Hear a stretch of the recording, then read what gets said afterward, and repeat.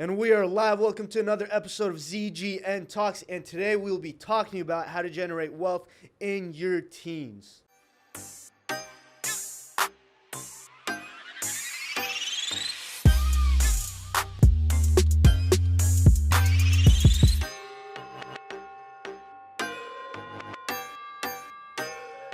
So this is pretty much common sense. Teenage years, 13 through 19. We're currently on our last year. We're both 19 years old. And I will literally say that half of my teenage years, I was not focused at all on generating any wealth. I was kind of just doing what most teenagers do, playing basketball, soccer. You know, we went to the same middle school. We were constantly going out, eating food, just having fun, being boys.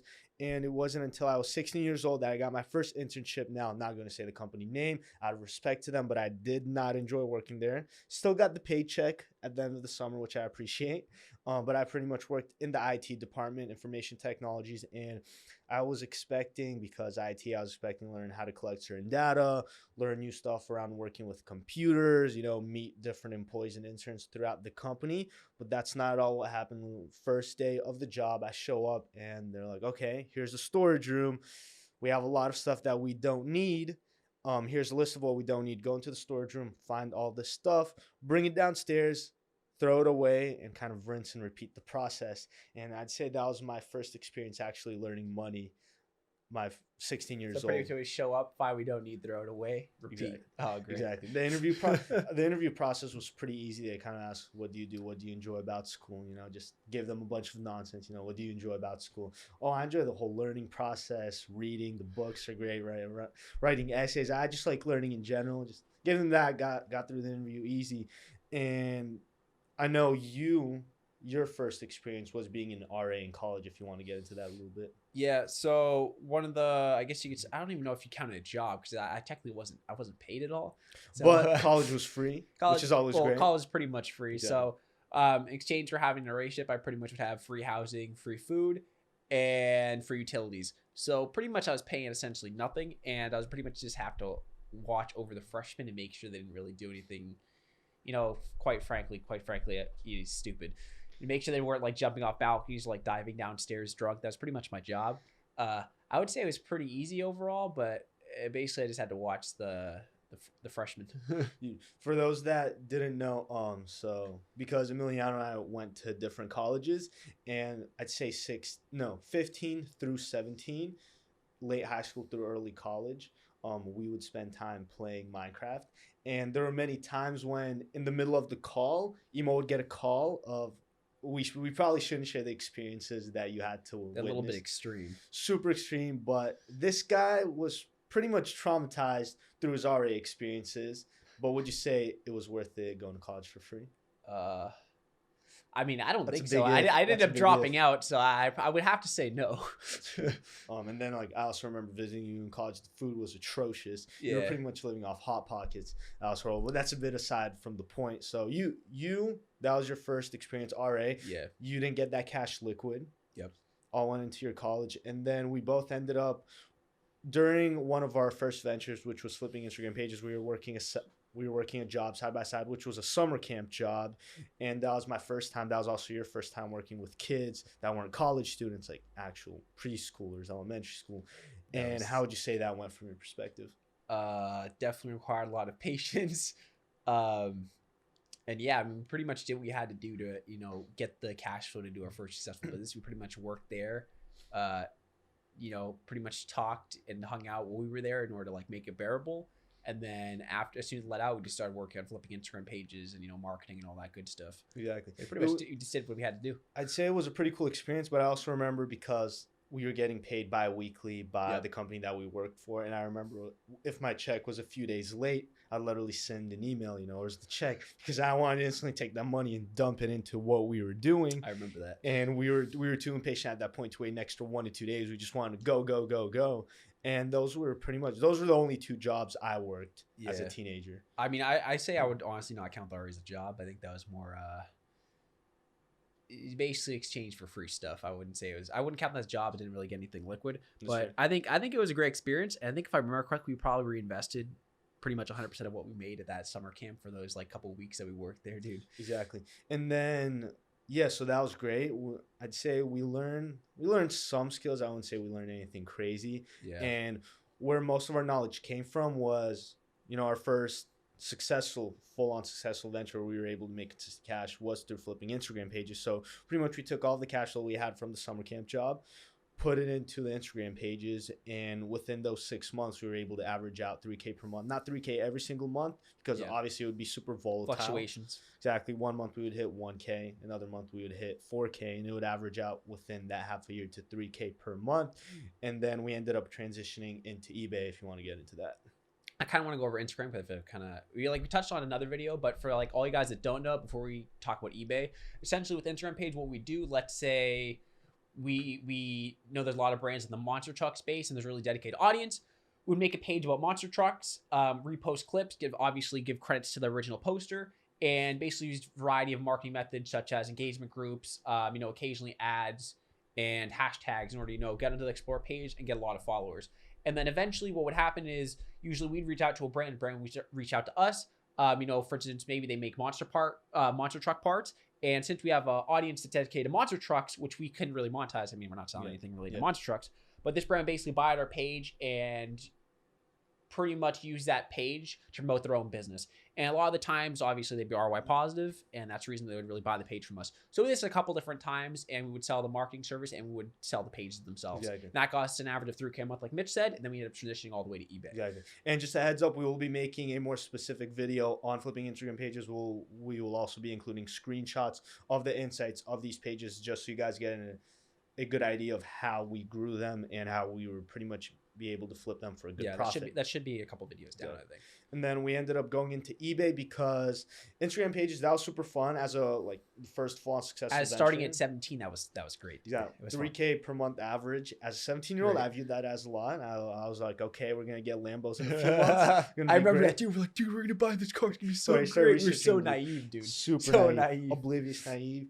And then, so we really didn't like the part that it was somewhat inconsistent. Yep. We wanted to see, we didn't want to be having 1 month when it's 1K, another month where it's 4K. We wanted to know that this month we will be making anywhere from 5 to 8K, and the same with the month afterwards. And that is pretty much why we went into eBay. So we started off drop shipping, and it was great because we didn't need to touch any physical inventory. So if you guys don't know how eBay drop shipping worked, was pretty much we'd go on other supplier sites or get in touch with suppliers.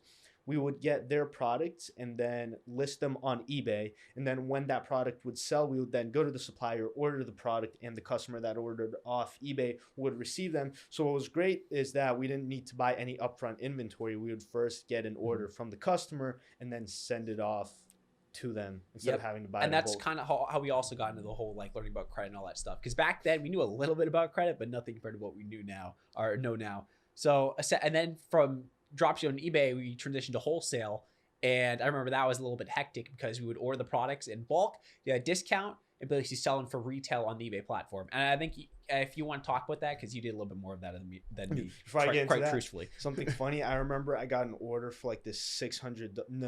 Yeah, $600. It was like a microwave. It was like the $600 microwave. First off, $600 microwave. I would never drop that money, especially on eBay. Who goes on eBay to buy 600? So I do that. They get the order. It says delivered through tracking, and then they're like, I didn't get it. I'm like, whoa. I'm like, well, am I not gonna have to refund them $600?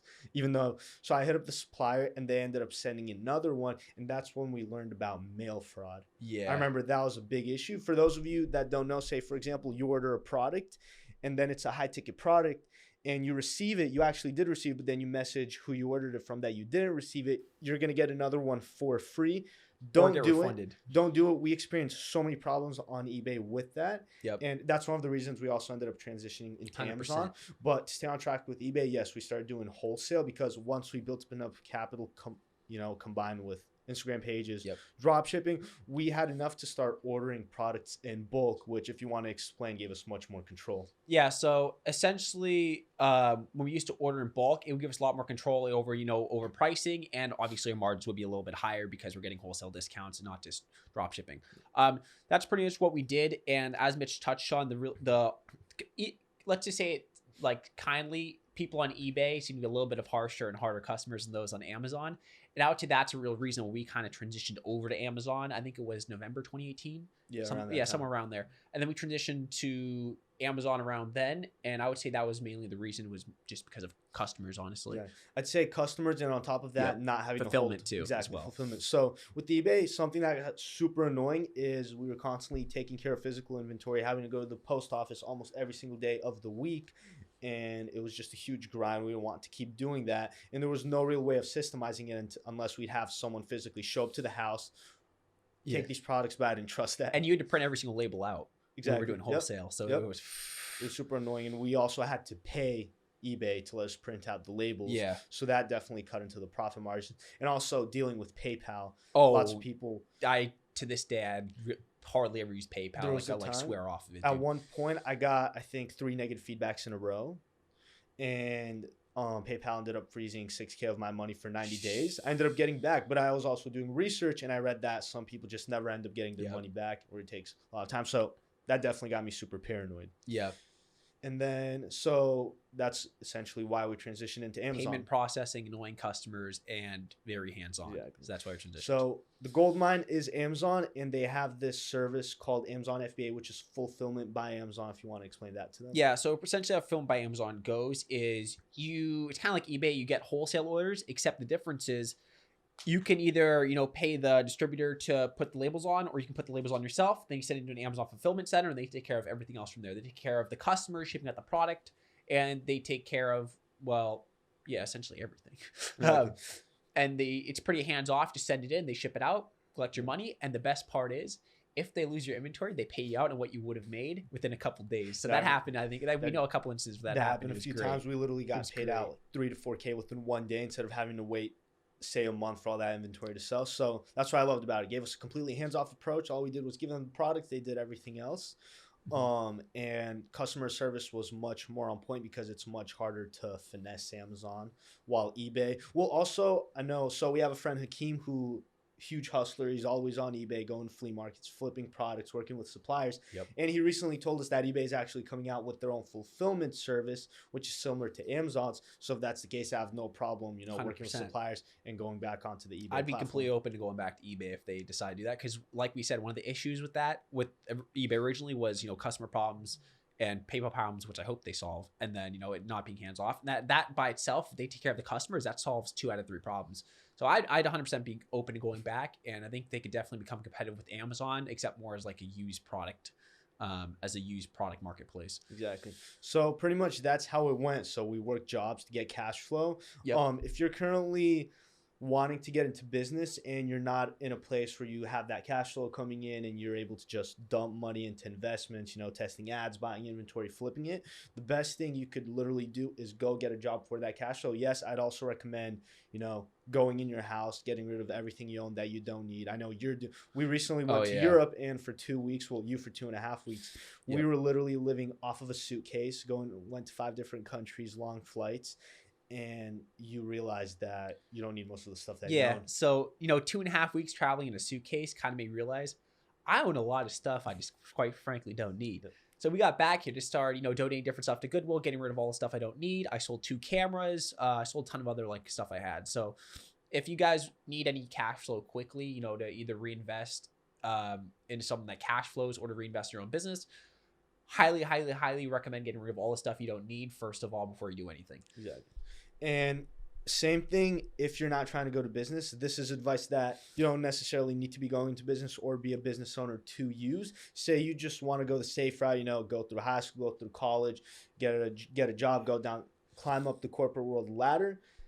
That's still one source of income that you'll pretty much be relying off of. And say you lose that job, what are you going to do? You always want to have income on the side coming in now, whether that comes from, a lot of it about investing. You did stocks, but, if that's something more long-term, and say you need certain cash. I also don't think fast cash is good cash necessarily. Yes, you want to think long-term, but something you'd want to do is also take your stuff, sell it. It's not hard to go and flip products a few hours over the weekend. Make yourself an extra $500 a week that compounds over the course of a year. Yep. So basically, if you guys are into business and you guys aren't into starting something or aren't entrepreneurial, completely respect that. If you guys decide to go corporate, or you guys just really aren't entrepreneurs, how we can really take away from this is just simply reinvest your money either into stocks or anything that really cash flows at the end of the day. And actually, a super important concept that we forgot to talk about is credit and how we leverage it, because 100%. credit makes us a good amount of income on the side. So a lot of our businesses, aside, we didn't start using it until after Instagram. So mainly with eBay and Amazon, we started learning about credit. And what we would do is whenever we had inventory expenses or, certain monthly expenses to have accounts open, running promoted listings, we would put all of those expenses on credit cards. Now, we'll be making a video on specific credit cards we use, why we use them, and which credit cards would work for different types of people. But there are these things on credit cards called intro offers. So, for example, say you spend $3,000, you will get back $500. Or you spend $5,000, you get back 80,000 points. And there are some where you spend 500, you get back like 250, which is exactly pretty insane. And it's pretty much free money on expenses you'd be using regardless. Now, say you don't have these types of expenses because you don't have a business or you're not trying to start a business and you have to pay for groceries every single month or rent. I have a lot of friends that aren't into business and they're consistently using their credit to, pay rent every single month, pay for their groceries, pay for their bills. Yep. And they're able to accumulate so many points just like we did, and we won't have to pay for any flights for a long, long time. So I would say the key to building wealth when you're young is don't buy stuff you don't need. Right. Reinvest, and last but not least, try to save money when you can, whether that's using credit cards or, cutting back on some things. Guys, after your health, after your family, your loved ones, credit is going to be the next important thing. I agree. Because if you know how to use it properly, you're going to save yourself in excess of 6 figures, even more over the course of your life. Yeah, we have credit cards where we get 5% back on, for instance, like Ubers and like restaurants. And there's also other cards we have where you get like 3 to 6% back on groceries. Exactly. So if you guys can have cards like that, Blue Cash by Amex, or US Bank Cash Plus Visa Signature card, those are some really great cards. You can just save an extra 5%. That adds up. For instance, if you spend I'm about to say $1,000 on Ubers. That's a little bit too much. Yeah. But if you spend like $200 on Ubers, you save 5% on that, you're saving $10 a month. Like that compounds over time. You know what I mean? So I'd say pretty much that wraps up of how we were able to generate wealth, how you guys can go ahead and start generating wealth as teenagers. A lot of what we spoke about, we'll be making more in-depth videos such as credit, 100%. Specific credit cards, how we were able to flip Instagram pages, all of these different business models. This was kind of a basic overview on how we generated wealth as teenagers and what you could do also. Yep. Without further ado, we'll see you guys next time. Like, subscribe, all that really good stuff. And yeah, see you next time.